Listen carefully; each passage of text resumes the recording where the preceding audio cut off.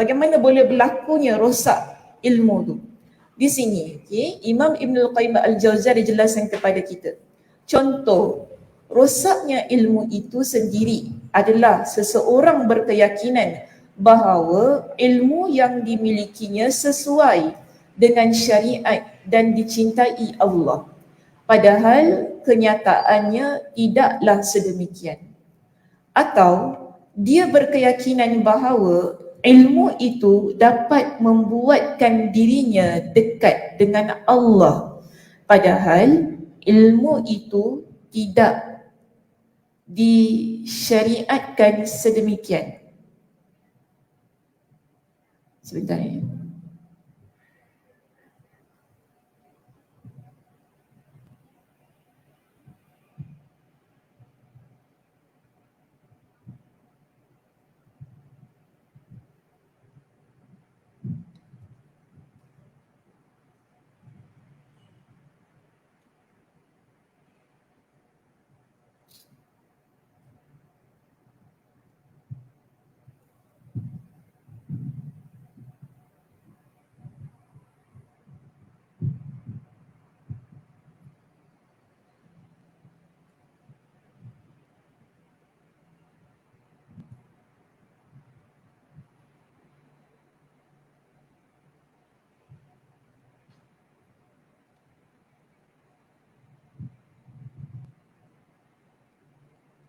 Okey, kita ada dua tadi kan, ada dua perkara yang boleh merosakkan ilmu.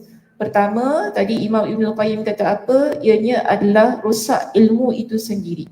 Bila ilmu itu rosak, kita akan berkeyakinan bahawa ia merupakan ilmu yang mana boleh mendekatkan diri kita kepada Allah Subhanahu Wa Taala.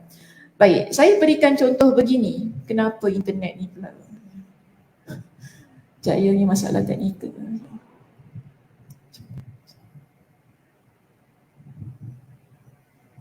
Tak apalah, esok-esok je. Okay.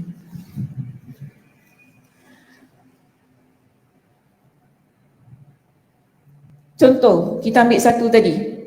Bagi saya satu, nak ambil yang mana? Kalau rosak ilmu, solatlah, senang solat. Okey, bagaimana sedangkan solat ini kita kata ia adalah sesuatu ilmu yang mulia. Kerana ilmu itu dia kalau kita betul-betul belajar, ia boleh mendekatkan diri kita kepada Allah Subhanahu Wa Taala. Bahkan ini adalah amalan yang perlu ada pada diri seorang muslimah kerana ia adalah amalan yang pertama yang akan Allah Subhanahu Wa Taala hisab ketika di akhirat kelak. Baik. Tapi bagaimana ilmu itu boleh rosak? Contoh, ada orang dia ajar kita, ya awak solat. Saya solat niat je. Rosak ke tak ilmu tu? Rosak. Ini nama. Contohnya macam tu. Dia nak kita kata, saya solat tapi saya senang je solat. Saya niat je. Usalli. Contoh kan? Usalli. Kita nak apa kena ni. Macam tu kan? Senang je. Awak tak payah susah-susah. Tak payah nak fikir berapa rakaat. Awak niat je. Dah Allah terima dah solat awak. Mak di situ ilmu tu rosak. Padahal ilmu tu betul kan? Ilmu tu mulia.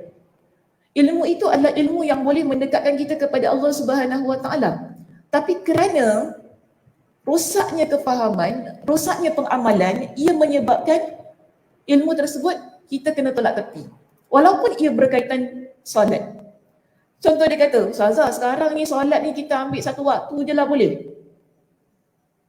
Susah kita muslimah sekarang ni, banyak kerja, pagi-pagi nak masak, hantar budak pergi sekolah, laki nak bawa sarapan, Allah ya Tuhanku, tak larat kita. Subuh je lah solat.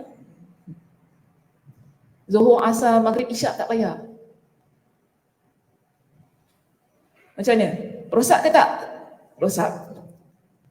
Ini senang kita nak faham ilmu tu mulia. Kita kata ilmu tu betul tentang solat. Sebab tadi saya kata apa-apa perkara tentang solat ianya adalah ilmu yang mulia, betul tak?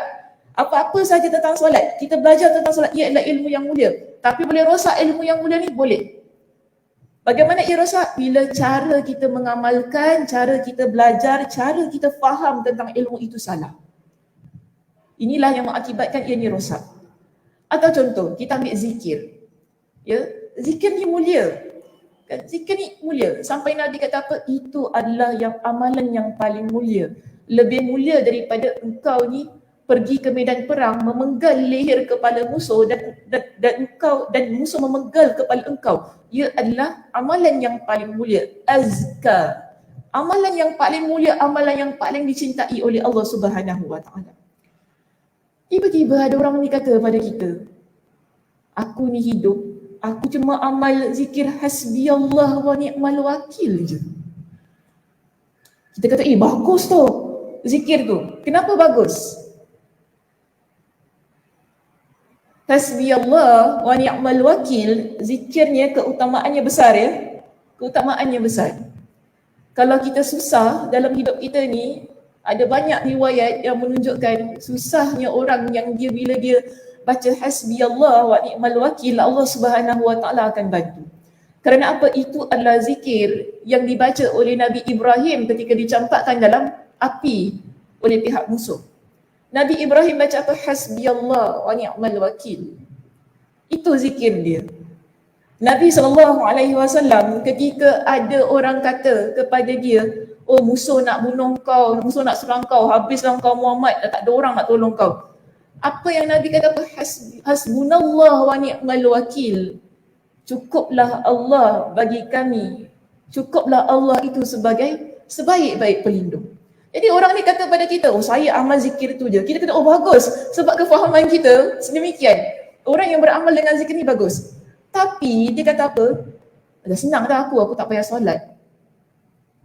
Lah pula Fitri kata, pula tak solat lah. Itu betul. Kita boleh, tak solat? Itu je. Saya tak tidur malam sebab saya banyak berzikir. Kita dengar, Masya Allah, Tabarakallah. Tak tidur malam sebab banyak berzikir. Masya Allah, Tabarakallah. Okey. Solat tak? Tak solat. Aku zikir je. Rosak namanya. Rosak. Okey. Dia kata, puasa tak? Tak puasa. Kenapa tak puasa? Cukuplah aku zikir hasbiyallah wa ni'mal wakil. Allah bantu aku, insya-Allah aku selamat dunia akhirat. Ini kefahaman yang rosak, ilmu yang rosak. Kalau itulah yang kita amalkan ketika kita hidup. Tapi ilmunya betul kan, mulia tadi ilmu tu. Kerana ia zikir kepada Allah. Zikir ni Nabi SAW pernah satu ketika Nabi melalui satu jalan di Makkah. Ada satu gunung ni namanya Jumdan. Ya, Gunung Jumdan. Jadi bila Nabi SAW melalui gunung ini, Nabi kata kepada para sahabat, ini adalah Jumdan. Nabi beritahu kepada para sahabat. Lalu Nabi kata apa? Sabaqal mufarridun. Al-mufarridun, mereka ini telah menang ataupun telah mengatasi kita. Di kalangan para sahabat, mereka tanya kepada Nabi, apa tu? Wahai Rasulullah, siapa al-mufarridun ini? Nabi SAW jawab simple. Orang yang telah menang, orang yang mana dia telah mendahului kita, ialah Nabi sebut adz-dzakirin Allah waz-dzakirat. Iaitu lelaki dan wanita yang banyak berzikir kepada Allah. Di situ kita tak nafikan bahawa zikir ini adalah satu amalan yang mulia. Amalan yang mendekatkan kita kepada Allah Subhanahu wa taala. Sebab itu ia menjadi antara amalan yang mana Nabi SAW sebutkan antara 7 golongan yang beramal dengan satu amalan. Amalan tersebut akan menyebabkan dia mendapat naungan Allah di hari yang mana tidak ada naungan yang lebih baik daripada naungan Allah, iaitu pada hari kiamat. Di hari kiamat kelak, kita semua perlukan kepada naungan Allah Subhanahu wa taala. Kita tidak mahu, kita tak perlukan lagi naungan ibu bapa kita. Kan sekarang kan kita, awak ni di bawah penjagaan siapa? Kita kata kan, oh mak bapak saya jaga saya. Kita, kalau kita lah budak-budak kan. Awak di bawah naungan siapa? Ni suami saya jaga saya, kita kata gitu kan. Tapi di akhirat kelak kita tak cari suami kita jaga kita. Bang tolong bang, you lindung I bang. Kan, I beli insurans mahal you, cakap gitu. You lindung I, tak ada maknanya kita nak minta suami kita ni. Dia masing-masing dengan diri dia sibuk dengan diri dia nak jaga diri dia.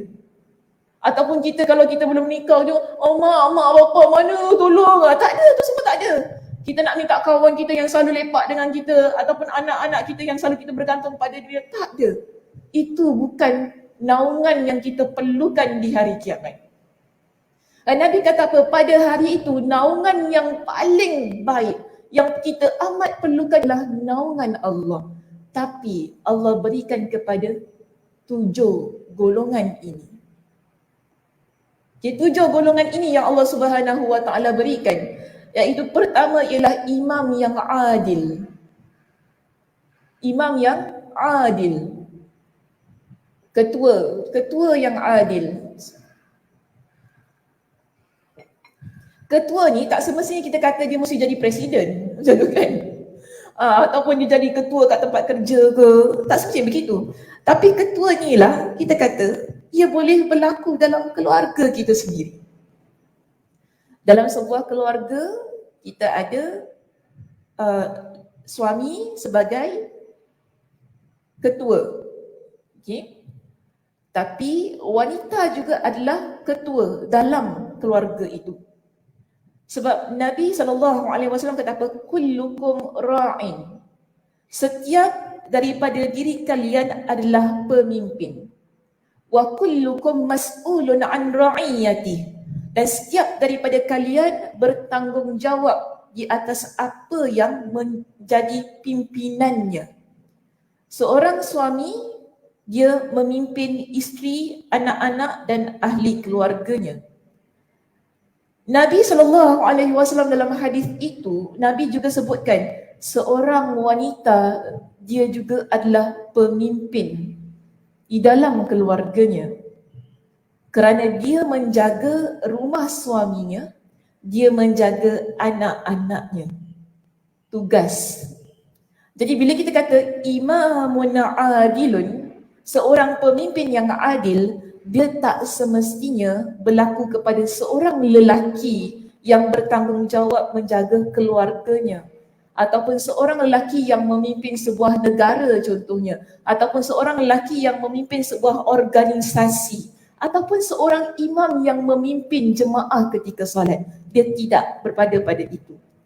Tetapi ia boleh berlaku juga kepada kita sebagai seorang wanita yang mana kita ada anak, kita ada ibu, kita ada ahli keluarga kita untuk kita pimpin mereka ke arah kebaikan.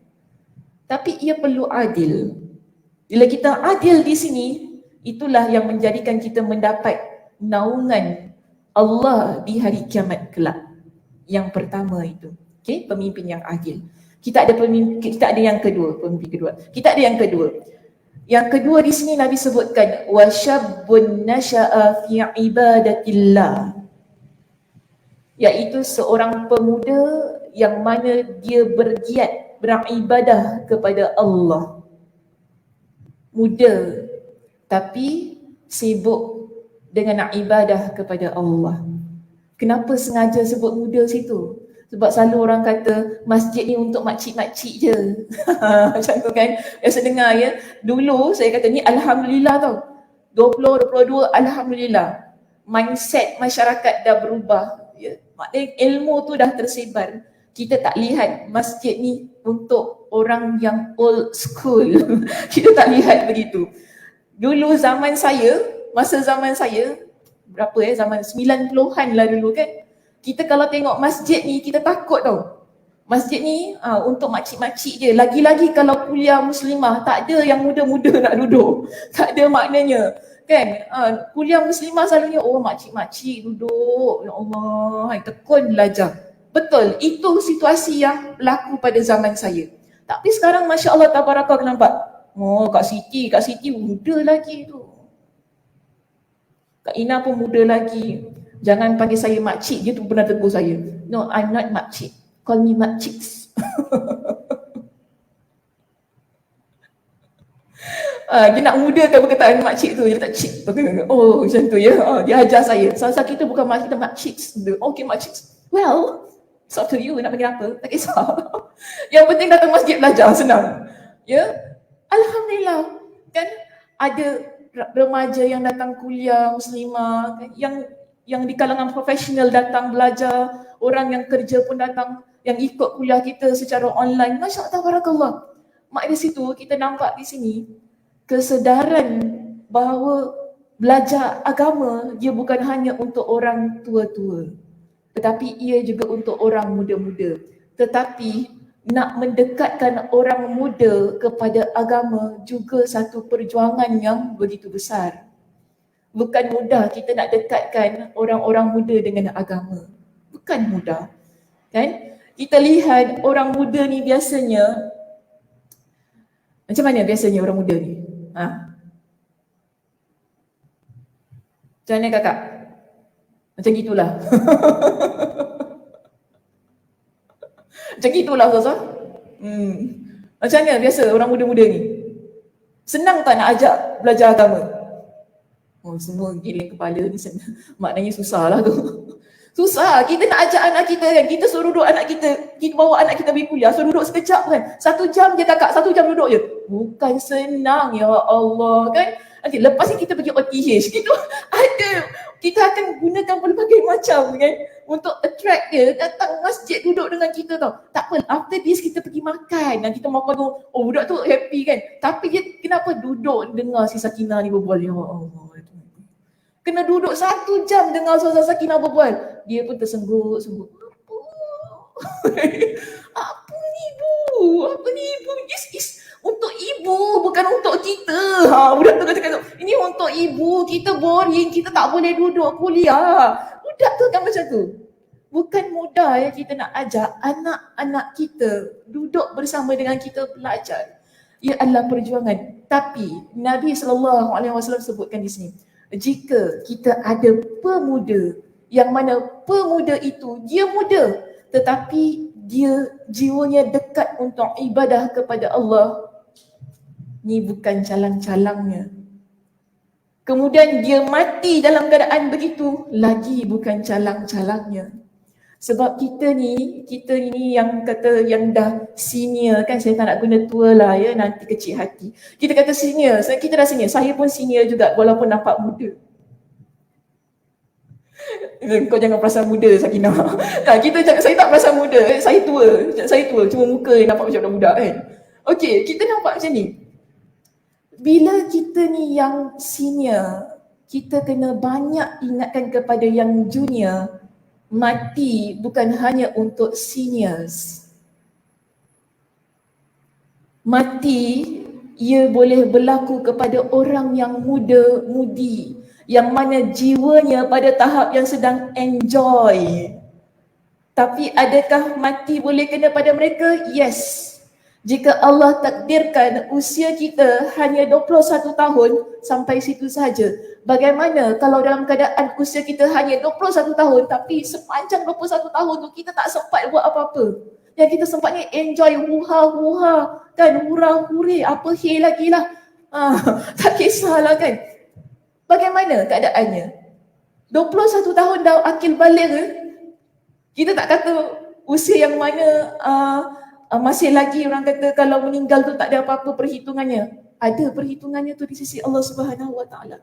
Sebab 21 tahun ni adalah usia yang sudah kita kata kalau yang perempuan ni dah bekerja, kalau yang dah bekerja lah dah boleh berfikir, dah mana wajib solat, wajib tutup aurat.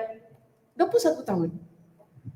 Kalau meninggal tu, sebab tu kita ni sebagai ibu bapa, kita sebagai yang senior kena ingatkan kepada anak-anak. Kemuliaan ilmu Allah ini dia bukan hanya berpada kepada ilmu yang nak kita cari makan rezeki tu. Selalu kita pentingkan kepada anak-anak, yes you ambil diploma in engineering, yes in nursing apa kan, nanti you kerja senang apa. Kita selalu ingatkan budak-budak macam tu, anak-anak kita. Tapi kita lupa untuk ingatkan kepada anak-anak kita tentang kemuliaan ilmu yang menjadi tempat yang paling atas. Kena ingatkan kepada anak kita tentang mengaji Al-Quran contohnya. Ingatkan pada anak kita tentang ilmu solat, ilmu fiqh tu tadi kan, ilmu akidah, belajar tentang keimanan kepada Allah. Kena banyak kali ingatkan. Tak kisahlah mulut kita berbuih macam apa pun, tak kisah. Tak kisah sebab ini adalah tanggungjawab kita. Nak jadi pemimpin yang adil tadi kan, imamun adilan di tempat yang pertama, bagaimana kita melaksanakan tanggungjawab kita sebagai seorang ibu contohnya. Yang mana mendidik anak-anak ni. Adakah kita hanya mementingkan tentang ilmu dunia? Bagaimana tentang ilmu akhiratnya? Kerana kita hendak anak ini dia tumbuh, maknanya dia membesar sebagai seorang anak, seorang pemuda, seorang pemudi yang jiwanya bergiat aktif untuk beribadah kepada Allah. Yang mana dia tak rasa solat tu hanya untuk ibu sahaja. Saya muda lagi, saya tak perlu solat. Dia tak rasa begitu. Yang mana dia kata, oh kalau kita ni tutup auratnya hanya untuk nenek-nenek saja, kita muda-muda tak payah, kita kena enjoy lagi. Tak, dia tak rasa sedemikian. Itu tanggungjawab kita sebagai ibu untuk mendekatkan mereka ini kepada agama. Walaupun saya tahu susah. Tapi macam tadi saya kata, kita kena ingatkan. Sampai satu masa, walaupun budak tu kan, dia kata, dia belum lagi, dia kata, oh dia tak nak lagi lah Ustazah. Yes, tak betul. Tapi kita dah jalankan tanggungjawab kita. Kita dah ingatkan kepada dia tentang ilmu, tentang agama, tentang tutup aurat, tentang solat, tentang jadi seorang muslimah yang baik, yang taat kepada Allah Subhanahu Wa Taala, yang berakhlak, yang jaga mulut. Semua kita ingatkan kepada anak kita itu. Sebab kita nak masuk syurga, bukan kita seorang saja nak masuk syurga. Kita nak bawa semua ahli keluarga kita masuk dalam syurga Allah. Kita tak pentingkan diri kita sendiri. Kita tak kata, tak apalah anak saya biarkan. Berapa ramai ibu bapa yang menyesal bila mereka ini anak yang meninggal di usia yang muda. Berapa ramai. Kenapa masa anak saya muda saya tak ingatkan mereka tentang Allah?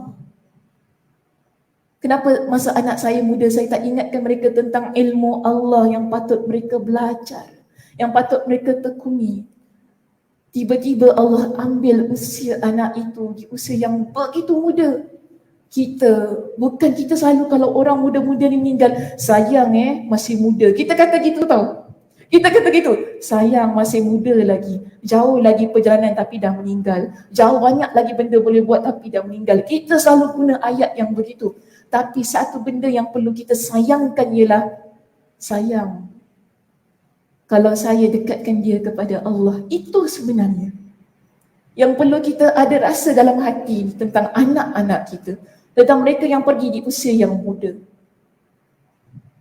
Kerana Allah Subhanahu Wa Taala janjikan kepada mereka yang meninggal di usia yang muda, dan kalaulah mereka itu adalah seorang pemuda yang hatinya dekat kepada Allah Subhanahu Wa Taala, Allah akan berikan kepada mereka dengan naungan itu tadi. Kemudian yang ketiga, Nabi SAW ingatkan kepada kita, wa rajulun dzakarallah fi khala' fafadat 'ainah. Dan seorang yang mana dia ingat kepada Allah, maknanya dia zikir kepada Allah. Kenapa saya bawakan hadis ini? Sebenarnya awalnya tadi saya nak cerita tentang zikir kepada Allah tu tadi. Dan poinnya ada pada poin yang ketiga dalam hadis ini. Tentang seorang lelaki, iaitu seseorang yang mana dia berzikir kepada Allah Subhanahu Wa Taala fi khala'in. Fi khala'in maksudnya apa? Dalam keadaan dia sendirian. Fafadat 'ainah. Dalam keadaan dia sendirian itu, mengalir air matanya kerana takut kepada Allah. Ini yang ketiga. Dalam keadaan dia sendiri, ini biasanya ya, kita lihat keadaan ini bila kita bangkit ataupun bila kita bangun di malam hari. Ataupun mungkin kita tengah dalam keadaan yang sendirian, tak kiralah waktu malam ke waktu siang ke apa kan. Kita zikir kepada Allah, kita ambillah tadi zikir yang orang yang salah faham tu tadi, dia guna hasbi Allah wa ni'mal wakil. Kita ambil zikir itu. Kita ucapkan. Sebab begini ya, orang yang mana bila dia berzikir, zikir itu kalau betul-betul dia ungkapkan kerana mengharapkan keredaan Allah, zikir yang dia ungkapkan kerana benar-benar mengharapkan Allah Subhanahu Wa Taala, bantuan Allah, zikir itu dia betul-betul boleh meresap pada diri dia sampai orang kalau panggil dia pun dia tak sedar. Kerana apa? Dia dah terlalu khusyuk dengan zikir dia. Inilah yang menyebabkan air matanya boleh mengalir Dan Nabi SAW ingatkan kepada kita situasi sedemikian, orang yang mana dia zikir kepada Allah fi khala'in, dalam keadaan yang dia sendirian, lalu air matanya mengalir kerana jiwa dan raganya sudah sebati dengan zikir tersebut. Air mata itu ia menjadi saksi di atas keimanan dia kepada Allah. Air mata itu ia menjadi saksi di hadapan Allah. Ini adalah wanita yang banyak berzikir kepada Allah. Itu baru tepat kefahaman kita tentang zikir. Baru betul. Maknanya kita tak tinggalkan solat kita. Kita tak tinggalkan puasa kita. Kita tak tinggal semua amalan-amalan yang lain. Kita tetap taat kepada Allah. Di samping kita berzikir hasbiyallah wa ni'mal wakil, tetapi kita masih lagi buat semua amalan-amalan yang lain. Hati kita masih dekat kepada Allah Subhanahu wa taala. Baru tepat cantiknya ilmu yang ada pada diri kita. Baru kita kata ilmu yang kita pelajari itu adalah ilmu yang semulia-mulianya di sisi Allah. Yang kita amalkan kerana Allah. Yang ia benar-benar meresap dalam hati kita. Tapi ilmu itu dia tak boleh meresap dalam hati kita kalau kita bermaksiat kepada Allah. Meninggalkan solat adalah maksiat. Meninggalkan puasa adalah maksiat. Menderhaka kepada kedua ibu bapa kita adalah maksiat.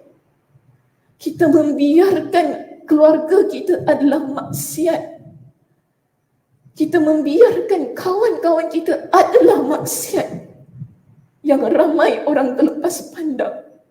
Kerana kita rasa bahawa hidup kita hanya kita dengan Tuhan.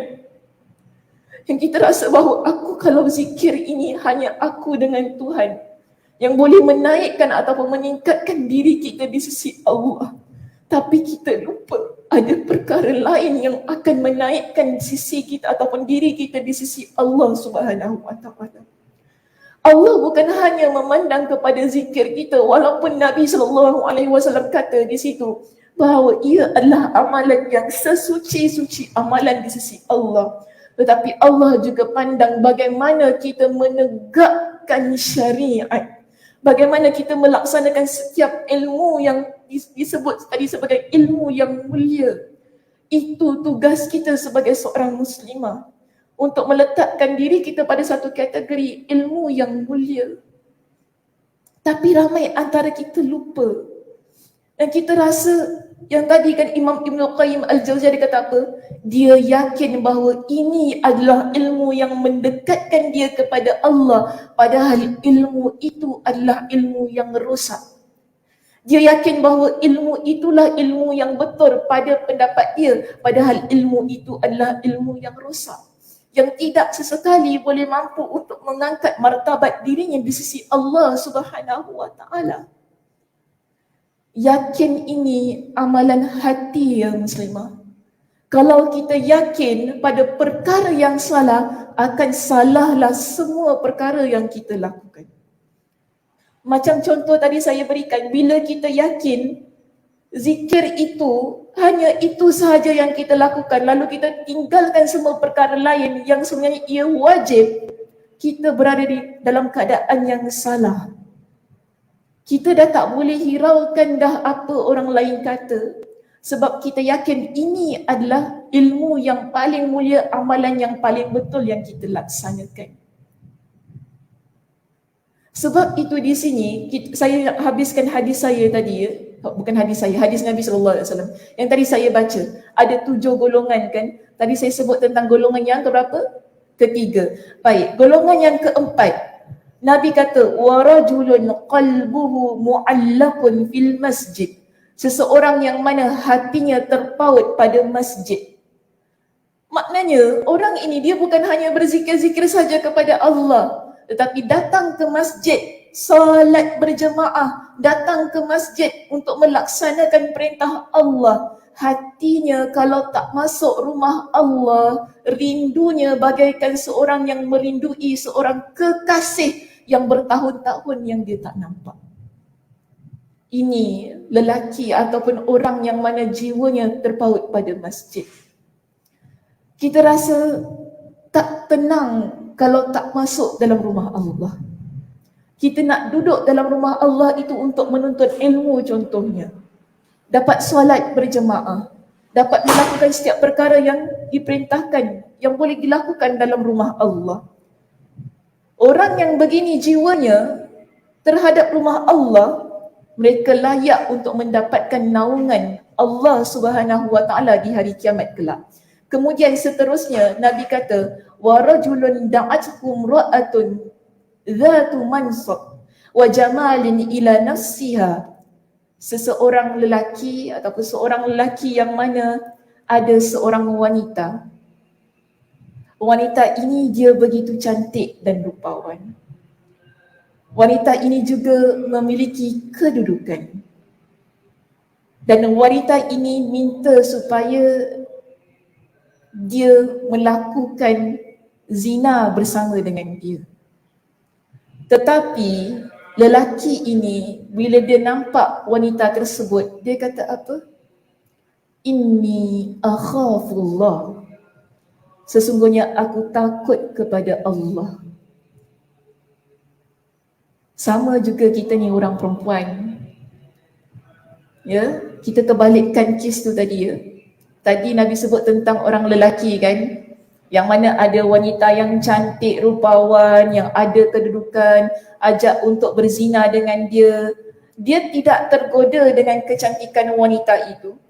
Dia tak tergoda dengan duit wanita itu.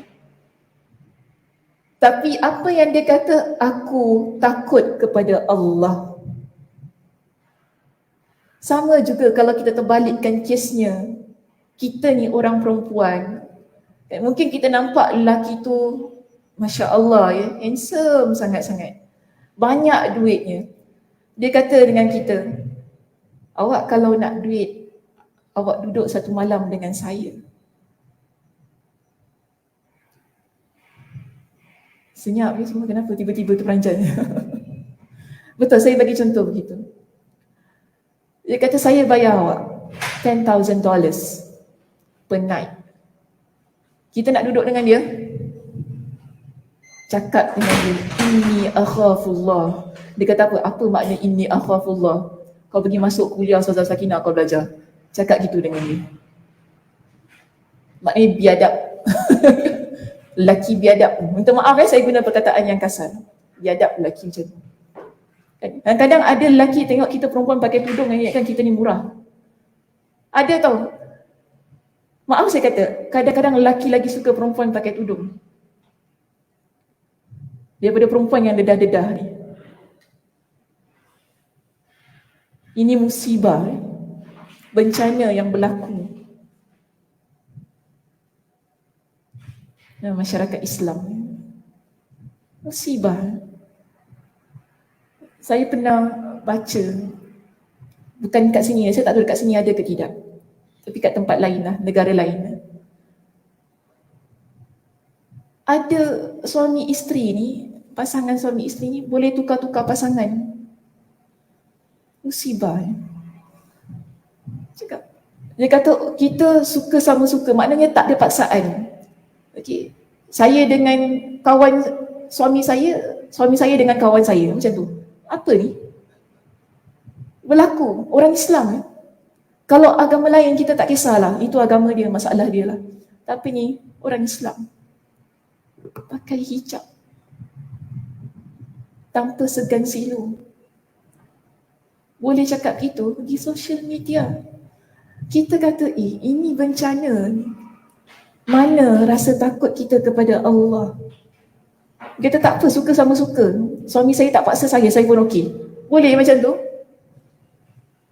Jijik kan? Jijik. Kalau saya memang tak ada maknanya, aku terus pergi mahkamah syariah. Tak ada maknanya, betul. Saya memang tak pergi. Kita jangan, sebab sayang, sebab suami, tak ada maknanya. Kena ingat begini ya muslimah. Suami kita, kalau dia suruh kita buat perkara maksiat, kita tak ada wajibnya untuk kita taat kepada dia. La ta'ata fi maksiatillah. Itu kata Nabi. Tak ada perkara yang namanya taat untuk hal-hal yang maksiat. Hatta kalau mak kita suruh buat pun kita wajib untuk tolak. Itu Itu yang Nabi SAW ajarkan kepada kita. Perkara maksiat ni tak ada kompromi, tak ada kompromi. Okey, kita tak ada kata boleh tak apa sebab dia okey. Tak ada maknanya begitu. Kalau maksiat, maksiatlah namanya. Kerana apa? Kita ada Tuhan Allah Subhanahu Wa Taala yang Maha melihat. Kita suka macam mana pun, kita okey macam mana pun situasi itu, kita ada Tuhan. Maknanya kita mati, kita tak kembali kepada suami kita mati kepada Allah. Kena ingat sedemikian. Tapi ramai orang lupa. Dan kita ingatnya, perasaan, suka, cinta, okey. Perasaan ni tak boleh bawa mati. Kita bawa mati amal ibadah kita. Itu je kita kena ingat dalam hidup ni. Kalau kita banyak ikutkan perasaan, ikutkan hati kita, kita tak pergi mana-mana muslimah. Macam contoh tadi, ada wanita yang rupawan, ada wanita yang boleh bayar ke apa. Laki tu kata apa? Nabi kata, dia kata aku takut kepada Allah. Sama juga kita orang perempuan. Kalau ada lelaki yang nak main-mainkan kita, ada lelaki yang nak usah-usah ke, nak usik ke apa, cakap aku takutkan kepada Allah. Tak semestinya dia bayar kita tak. Tapi kadang-kadang orang lelaki ni maaf cakap, dengan isteri orang pun nak try. Itu masalahnya. Kan tak apa, ni isteri orang lagi senang. Kalau aku jadi pada dia, suami dia ada. Itu mindset yang ada pada orang lelaki kadang-kadang. Tak semua lelaki lah. Minta maaf kalau orang lelaki yang dengar ni sakit hati. Tapi nak buat macam mana, saya cakap terus. Kadang-kadang dia kata, tak apa lah. Kan? Isteri orang lah. Try tak apa. Maksiat berlaku. Suami orang, isteri orang macam dah benda biasa dah. Tak tahu nak cakap apa dah. Ini musibah. Tapi kita sebagai seorang lelaki, sebagai seorang wanita yang beriman kepada Allah, bila kita kata inni akhafullah, aku takut kepada Allah, selamatlah kita daripada musibah yang macam ni. Terjaga kita daripada perkara-perkara yang jijik, zina, maksiat yang begini. Terjaga kita. Sebab apa? Kita takut kepada Allah. Dan sebab itu tidak hairan Nabi kata orang yang begini Allah berikan lindungan kepada diri di hari kiamat. Kerana bukan mudah untuk kita tolak tawaran-tawaran yang begini. Dan bukan mudah untuk kita tolak sesuatu yang mungkin kita suka perkara hal sedemikian. Tapi Nabi kata orang begini, yes, Allah berikan kepada dia dengan naungan di hari kiamat. Dan seterusnya, itu tadi yang keenam ya. Yang kelima. Yang keenam. Warajulani tahabba fillah. Dan ada dua orang yang mana saling mencintai kerana Allah, yang mana mereka bertemu dan berpisah kerana Allah. Ya, dua orang yang saling mencintai kerana Allah, bertemu dan berpisah kerana Allah. Okey, itu adalah yang keenam. Dan yang ketujuh, Nabi SAW sebutkan antara mereka yang mendapat naungan Allah di hari kiamat ialah seseorang yang mana tasaddaqa bi sadaqatin fa akhfaha hatta la ta'lama shimaluhu ma sana'at bi yamini. Dia bersedekah, yang mana sedekah itu dia buat dengan tangan kanannya, tangan kiri tidak mengetahui. Dia sembunyikan sedekah dia. Ini adalah yang ketujuh. Orang yang Allah berikan naungannya, maknanya sembunyikan sedekahnya. Orang lain tak tahu, tak ada siapa pun tahu sedekah dia. Yang tahu ialah orang yang mengendalikan itulah kan. Tapi tak dihebahkan, tak diberitahu, tak dia kata alhamdulillah hari ni dah sedekah, ya letak dekat IG story. Terus kita pun kata dengan member kita, aku dah sedekah tau, jom lah, kau ada, kau tak ada. Dia cakap gitu kan dekat kawan kita kan. Masalah tu maknanya niat kan, rosak amal ibadah kita kalau niatnya sedemikian.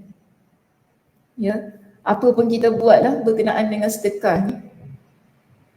Sedekah tak salah ya, sebab dalam ayat Al-Quran ada yang Allah sebutkan orang yang bersedekah sama ada secara sembunyi ataupun alaniyah. Alaniyah maknanya dia hebahkan. Tak ada masalah. Yang penting niat kita kena jaga. Dia balik pada hati kita je. Kalau kita iklankan kita sedekah ni, tapi niat kita kerana Allah, okey je. Tak ada masalah. Tak ada masalah. Ini yang saya nak masuk kepada poin kita yang kedua ataupun bencana ilmu kita yang kedua, iaitu rosak niat. Apa pun kita buat, kalau niat kita betul kerana Allah, dan ia bertepatan dengan syariat tu tadilah, maknanya ilmunya betul tadi. Nanti kan ilmunya salah tapi niat kerana Allah pun tak boleh. Contoh macam tadi kan zikir hasbi Allah tu kan, niat saya kerana Allah, niat saya kerana Allah. Niat kerana Allah, niat kerana Allah, tapi rosak ilmunya, tak boleh, Allah tak terima. Okay, amalan kita diterima Allah Subhanahu Wa Taala ada dua syarat. Satu, niatnya kerana Allah. Kedua, ia bertepatan dengan syariat. Okey, bertepatan dengan syariat. Maknanya bila kita berzikir, zikirnya betul, bersesuaian dengan syariat itu tadi. Kan solatnya betul, bukan tadi macam solat yang saya bagi contoh, solatnya niat sahaja. Kalau gitu memang salah lah, tak bertepatan dengan syariat. Walaupun kita kata solat, tapi dia kata dia niat kerana Allah, tapi solatnya cuma niat sahaja, tak boleh. Allah tak terima keadaan yang sedemikian. Kerana apa? Ia tidak bertepatan dengan syariat. Jadi syarat diterimanya amalan kita, pertama ialah niatnya mesti betul kerana Allah. Kedua ialah amalan itu ia bertepatan dengan syariat, sebagaimana yang diajarkan dalam agama kita, dalam sunnah Nabi SAW. Jadi kalau kita rujuk pada perenggan kita yang kedua di situ, dia kata apa? Sedangkan contoh rosaknya niat ialah seseorang dia mencari ilmu dengan tujuan bukan kerana Allah dan kepentingan akhirat, tetapi tujuannya adalah menggapai dunia dan kecintaan makhluk. Ini adalah perkara yang boleh merosakkan ilmu yang kita ada. Sebab itu Nabi SAW ingatkan kepada kita.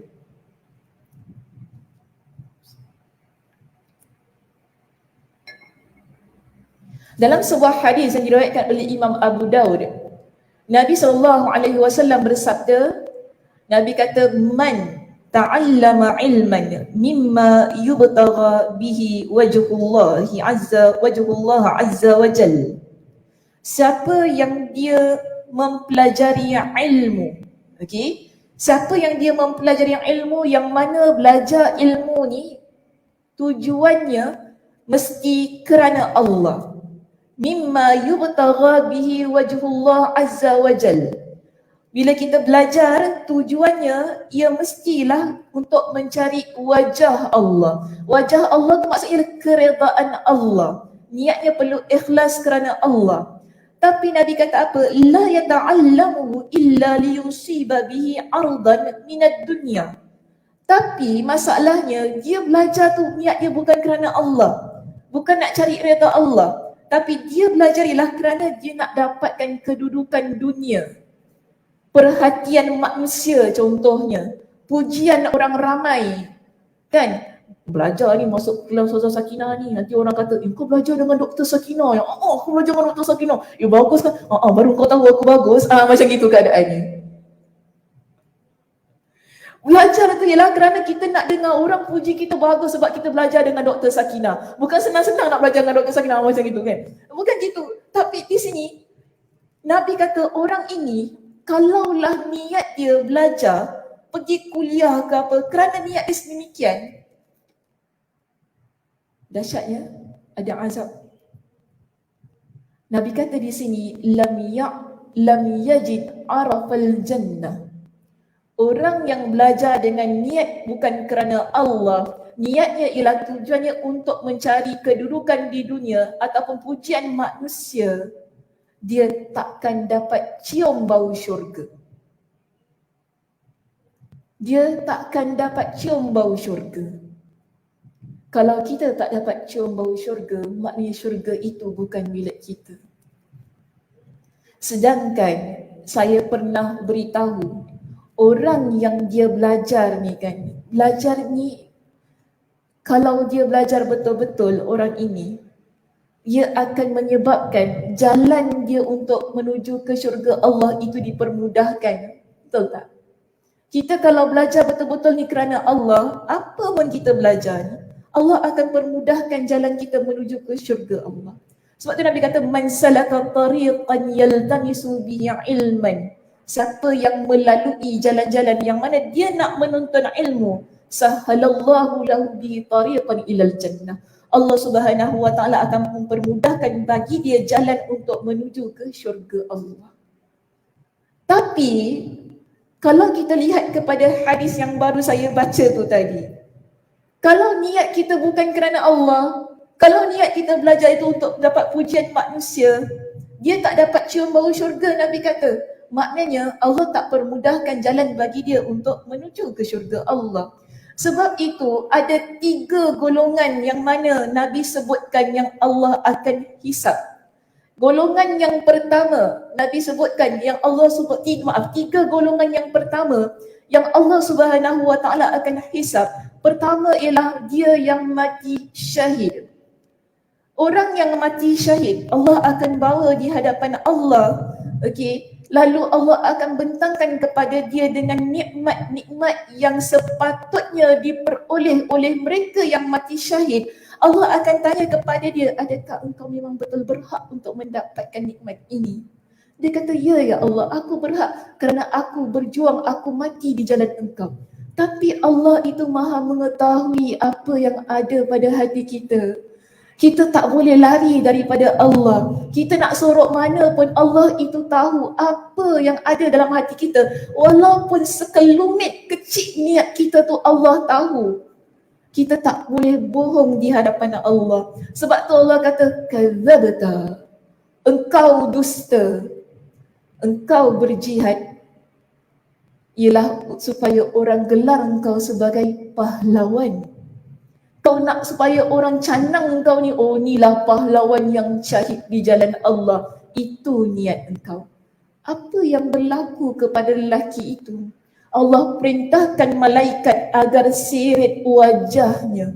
Lalu dia dicampakkan ke dalam api neraka. Amalannya betul. Ilmu yang dia ada adalah ilmu yang mulia. Maknanya dia tahu dia perlu berjihad di jalan Allah. Yang dia tahu orang yang berjihad di jalan Allah itu memiliki pahala yang begitu besar di sisi Allah dan mendapat ganjaran syurga. Maknanya ilmunya adalah ilmu yang mulia, tetapi rosak niatnya. Rosak niatnya walaupun ilmu yang dia praktikkan, yang dia amalkan adalah cara yang betul. Allah panggil lelaki yang kedua. Yang kedua ini dia lebih bertepatan dengan konteks perbincangan kita pada pagi ini. Lelaki yang kedua ini adalah orang yang dia belajar agama. Belajar Al-Quran. Mengajar Al-Quran. Mengajar agama. Dia ada ilmu. Allah panggil dia di hadapan.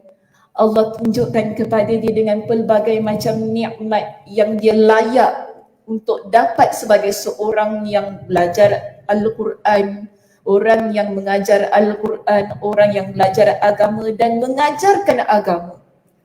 Dan Allah kata, adakah engkau berhak wahai hamba untuk mendapatkan semua itu? Dia kata, ya, aku berhak kerana aku belajar Al-Quran kerana engkau, aku mengajar kerana engkau, aku belajar ilmu Allah ni kerana engkau.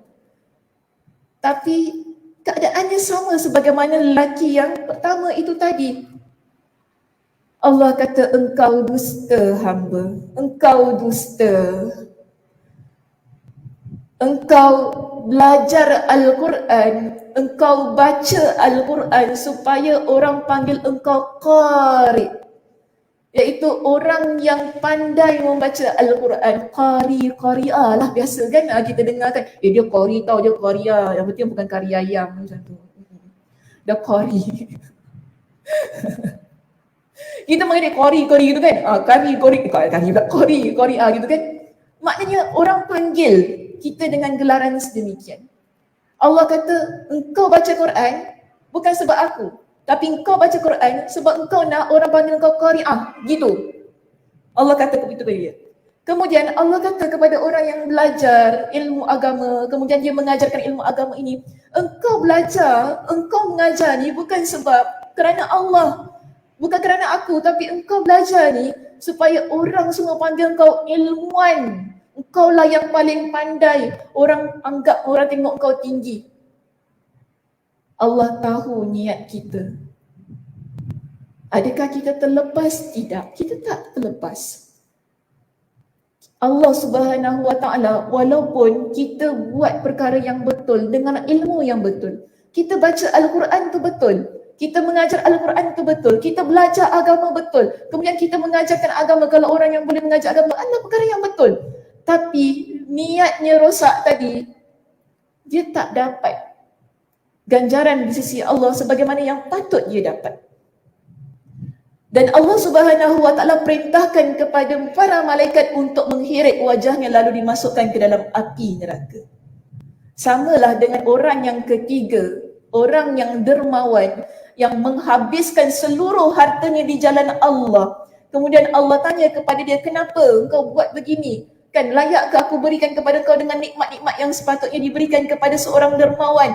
Dia kata, aku memang layak sebab aku menderma, aku infakkan harta aku kerana engkau ya Allah. Tapi Allah kata tak, engkau derma ni, kau bohong, kau derma, kau habiskan harta engkau sampai kau selai sepinggang, bukan sebab engkau ni nak dapatkan keredaan Allah. Tapi kerana apa? Engkau nak orang panggil engkau, pemurahnya dia, dermawannya dia, kau nak orang digelar sebagai seseorang yang mana dilabel ataupun dilihat sebagai seseorang yang betul-betul mensedekahkan harta engkau di jalan Allah. Niatnya rosak. Niat yang rosak, ia menyebabkan semua amalan kita juga rosak. Walaupun amalan itu adalah amalan yang betul, dengan ilmu yang betul kita lakukan. Dan Allah Subhanahu wa taala akan masukkan orang yang rosak niatnya dalam api neraka. Hadis yang diriwayatkan oleh Imam Al-Bukhari yang saya baru baca itu tadi, ialah sebagai hadis sokongan, sebagai satu contoh untuk menunjukkan kepada kita benarlah sabda Nabi yang pertama saya sebutkan. Orang yang mana kalau dia belajar, yang seharusnya kita ni belajar ini adalah kerana Allah, tapi kita tak buat ia kerana Allah. Kita nakkan kedudukan di dunia, kita nak orang puji, orang puja kita, orang angkat kita. Syurga, bau syurga dia takkan dapat hidup. Dia takkan dapat masuk dalam syurga. Yang dia akan masuk ialah neraka. Tapi kita buat perkara yang betul, cuma niatnya sahaja salah. Sebab itu ya, kita ni kena memperbanyakkan muhasabah. Ya, kita kena banyak istighfar kepada Allah dalam apa jua perkara yang kita lakukan. Perbaiki niat kita, kan? Niat ini dia adalah amalan hati. Kita masing-masing tahu apa yang ada pada hati kita. Kawan kita tak tahu apa yang terselindung dalam hati kita. Dan kita tahu kalau kita buat satu perkara itu bukan kerana Allah, kita kena cepat-cepat bertaubat kepada Allah, perbaiki niat kita, berada masuk balik pada track yang betul. Supaya setiap amalan kita ialah amalan yang berbaloi. Kita nak beramal ni bukan senang, muslimah. Ya, kita pun nak duduk dalam kuliah ni bukan senang. Bukan senang juga untuk saya mengajar dekat kuliah ni. Ya, sama kita. Saya, anda semua sama. Kita mesti letakkan niat yang kerana Allah Subhanahu wa taala. Sebab apa yang kita buat bukan perkara yang mudah. Nak mengajar masyarakat bukan perkara yang mudah. Setiap hari nak datang masjid kena perbaiki niat. Niat sakinah, niat kerana Allah, niat. Itu yang perlu letakkan pada hati. Sama juga dengan kita semua di sini. Apa pun kita nak buat, niat kita kenapa? Kalau kita tahu, niat aku ni dah salah, kita sedar kan, maknanya tanggungjawab kita untuk memperbetulkan niat itu agar kita tidak mendapat kemurkaan Allah. Yang kita peroleh ialah keredaan Allah Subhanahu wa taala. Okey muslimah, itu sahaja perbincangan kita untuk pagi ini. Terima kasih di atas perhatiannya. Mudah-mudahan Allah Subhanahu wa taala berkati pertemuan kita pada pagi ini, dan mudah-mudahan Allah Subhanahu wa taala memberikan kepada kita dengan kesihatan.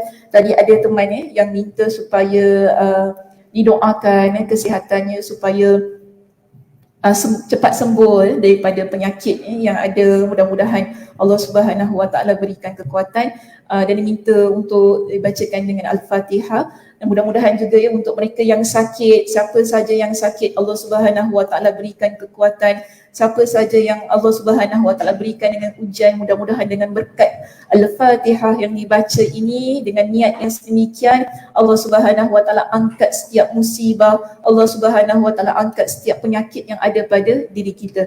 Ala hazihi niyyah Al-Fatihah. A'udzubillahi minasyaitonirrajim. Bismillahirrahmanirrahim.